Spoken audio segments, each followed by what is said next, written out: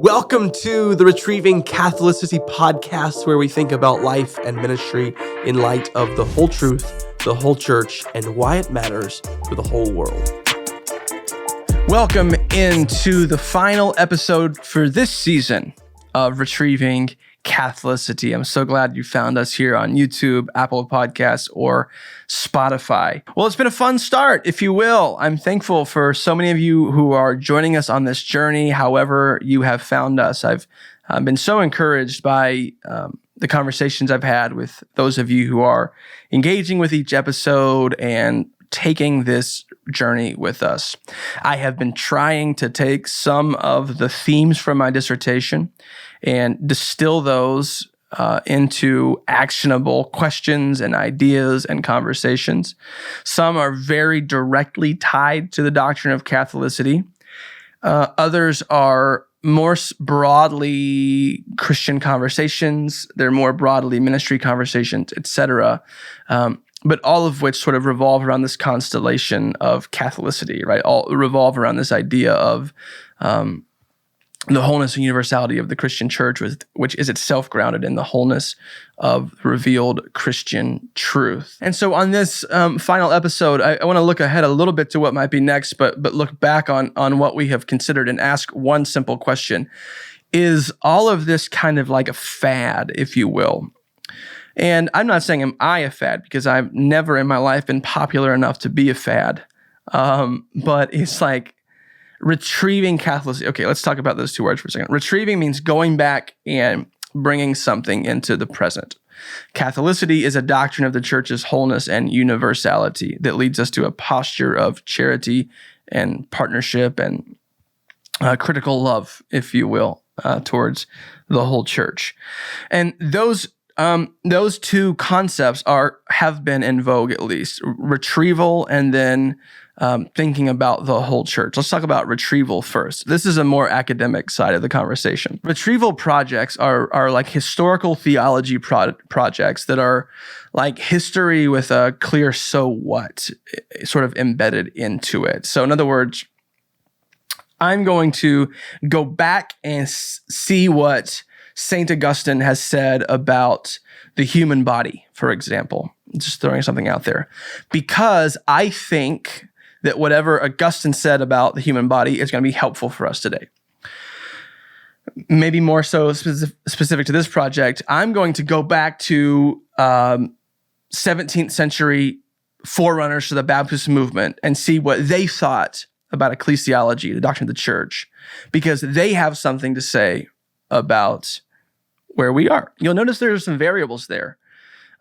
First is this variable of authority. Who gets to say who speaks into what, if you will? And this is an inherent danger in retrieval projects. Like, who retrieves who and why do they retrieve them? You have to believe that something or someone from the past is helpful to be brought into conversation with things today. But like, who am I to say this person or this idea or this concept really is what's needed today? And then, am I rightly bringing them into this conversation? So the first thing is this question of authority. And the second question is this idea of repristination, that you can't just retrieve something from the past and just copy paste it into the 21st century, because history matters and context matters, and that there are all sorts of reasons that this concept arose when it did, or idea happened when it did, or episode in history arose when it did. And so we just need to make sure that when we translate an idea that could be of value in this present age, when we translate that idea from the past into the present, that idea is in fact being translated well. There's a danger, because not everything, like Martin Luther, for example, there are things about Luther that should 100% be retrieved. There are things about Luther that should 100% not be retrieved. And so you have to have some sort of moral rubric that goes beyond just retrieval projects as to like who or what gets retrieved and how do they get retrieved. So I think there's a danger of repristination, that people can copy paste, the word patriarchy was more common then. Should we just be patriarchal today? I don't think so. I am very confident in saying I don't think so. But there are others who are interested in retrieval projects who are going to say, well, this is how the world was. Only men could vote, so let's bring back only male voting or something like that in 2025. Just completely ahistorically, just copying, pasting things based on a degree of logic that is separated from maybe bedrock theological foundations or bedrock theological truths or context in time and space. And so there's just a danger, I think, in trying to repristinate old ideas. So there are two things that when we look at retrieval projects, anything that's going back, and so if I'm saying, in essence, that we should be more Catholic, right? Last episode, I'm still saying lowercase c, of course, but not last episode ever. You get the point. But if I'm saying we should be more Catholic, then I'm going to look at examples and people who were more Catholic and say, here's why we should. You could also look at here's why we shouldn't. There are counter examples that, like, when you make these arguments, you have to make the argument well, and you have to try to do so convincingly, and you have to be aware of these questions of authority and repristination, on whose authority is this idea being retrieved, and on whose authority is this idea being implemented. And so for us who are Baptists and evangelicals, I think that that question of authority is a particularly big one, where there is no just visual authority, where lines of visual authority in the same way that there might be in other traditions, and repristination. So I do think that, like, in some sense, academically, retrieval projects should continue, and evangelicals should continue doing them. But we just have to be aware of some of the challenges and the dynamics. We want to make sure we hear the past well, and let the past appropriately speak into the present and the future. And that's challenging. That takes a lot of work. We're not just reading the things in isolation and then, like I said, copying and pasting it into our present world. So I hope that retrieval projects continue. I hope this project continues to introduce you to old dead people who can help us live well today. Because I think that's the value in studying history, as we talked about in the Gospel Baton episode. We have to be aware of some of the challenges of retrieval projects. And now, again, that word Catholicity. There are a lot of words like liturgy that are more popular today than they were 20 years ago. Specifically, like in Southern Baptist life or in evangelical life more broadly, you're hearing these words more. And is that a good thing or a bad thing? I think it's a good thing, but I can see why some people think it's a bad thing, even though I disagree with them just period, right? I think it's a good thing when we use the language that Christians have used in the past. I think that's generally a good thing. Because I think our language is determinative. For example, liturgical singing is a heck of a lot better than worship sets. Let's just think about those two phrases: liturgical singing and worship sets. What is liturgical singing telling us about what's happening?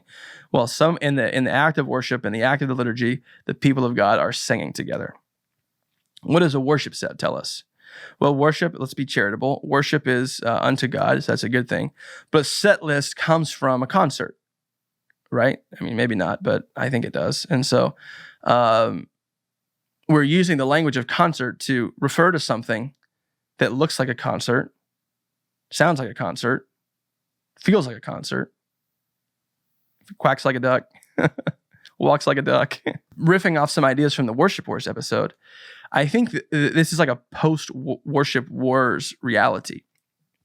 I think a lot of us who were maybe on the more contemporary side at the time, but are thoroughly unimpressed by modern evangelical worship life.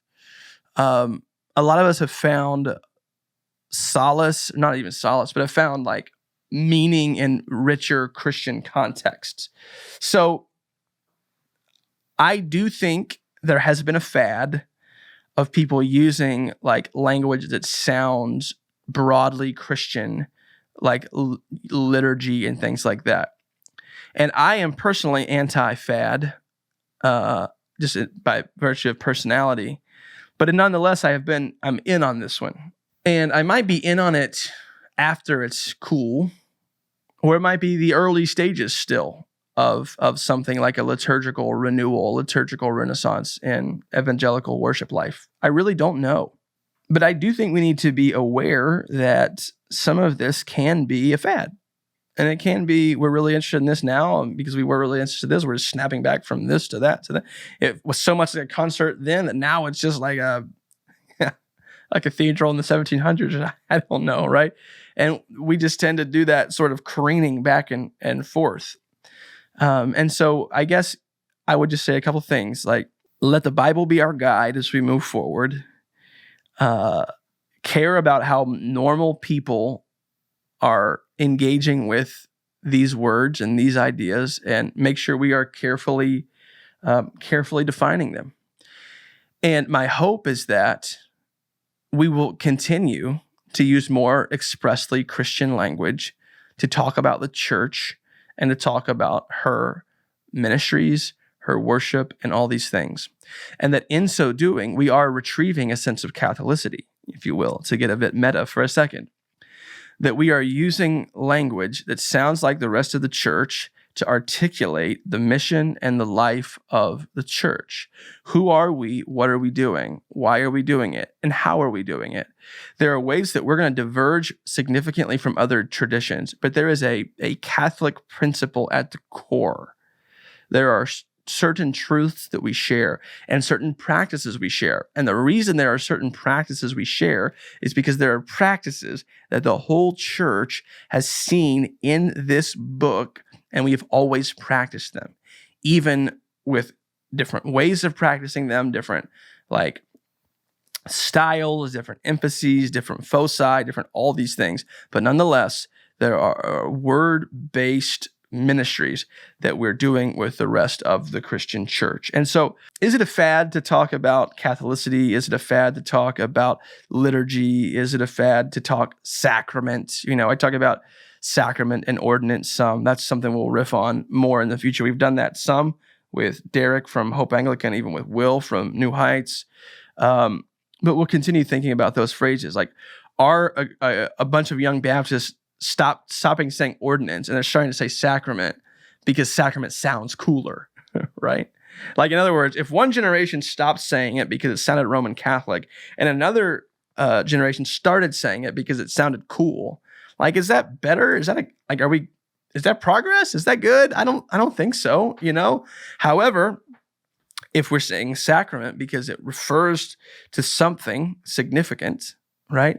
If that word is itself theologically instructive somehow for our understanding of baptism or the Lord's Supper, then maybe we should use it.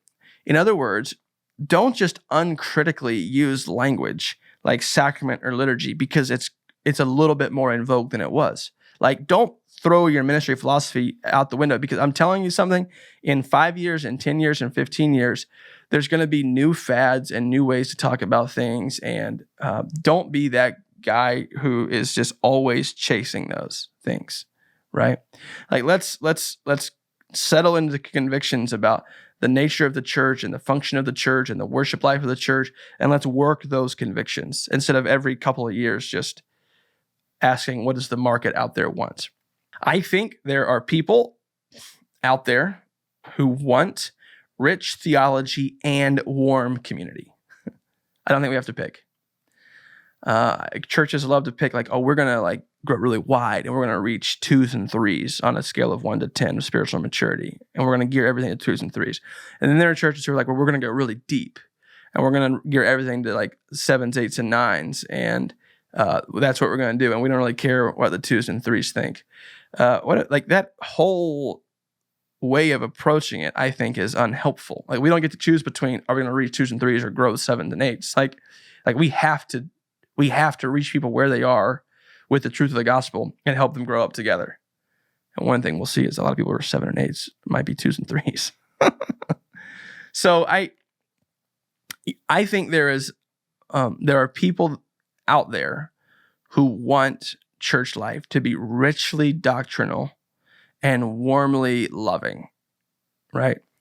That's a tough balance to strike, but I think it's worth pursuing. And so a theological frame of ministry is going to lead us to do church in ways that are more Catholic, with a little c, which means we're doing church in light of our situation within one holy Catholic and Apostolic Church. So that when we confess the Nicene Creed on a Sunday morning, you know that we are Christians first. We preach from the Bible because we are Christians first. We observe the Lord's Supper because we are Christians first. And then we do those things with a sort of Baptist principle or Protestant principle. We do those things the way that we do them, right? And I think that we do those things in Baptist, in theologically Baptist ways. And so if you're watching this from another tradition, I would encourage, even if it's like a non-denominational sort of thing, I would encourage you, like, how are you practicing all these things in church life? What do you think about them?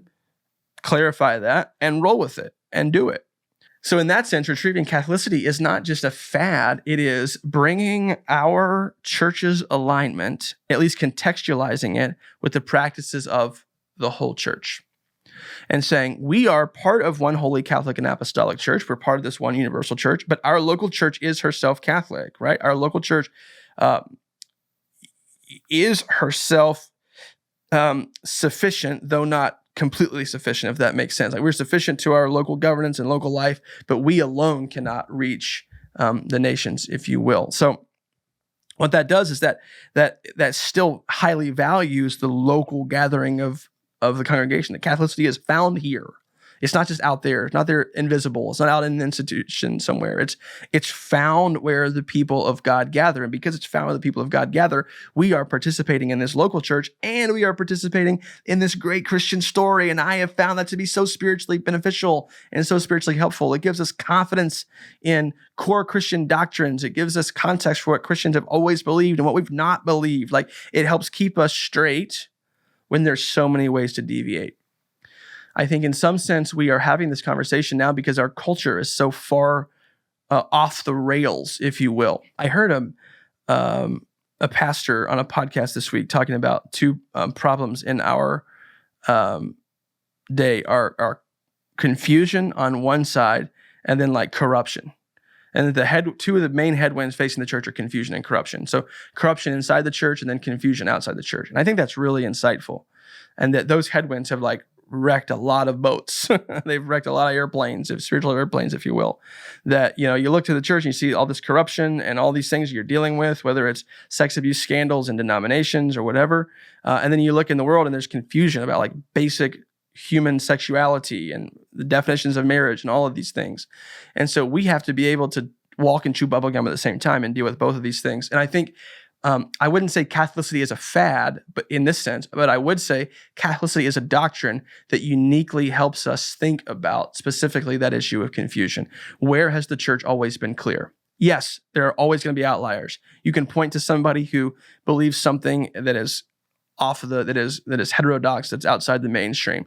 But I think generally speaking, you'll find a plumb line, if you will. You will find clarity. And so I think Catholicity might be less of a fad and more of a helpful doctrine for days of confusion and chaos and turmoil. So we're going to keep retrieving this doctrine in our church, in my own ministry. We're gonna keep thinking about these things for many, many more episodes. I hope the ones that have been done are helpful. If you have ideas about like where you'd like to see it go in the future, some episodes, feel free to ask me. I'm not going to do like a Ask Me Anything because I'm 32 years old.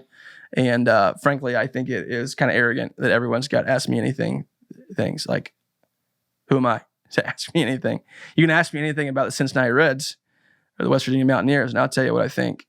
So I'm not like, we're not doing mailbaggy stuff yet. Maybe someday in the future, but right now it just feels. I also said I would never start a podcast, so here we are.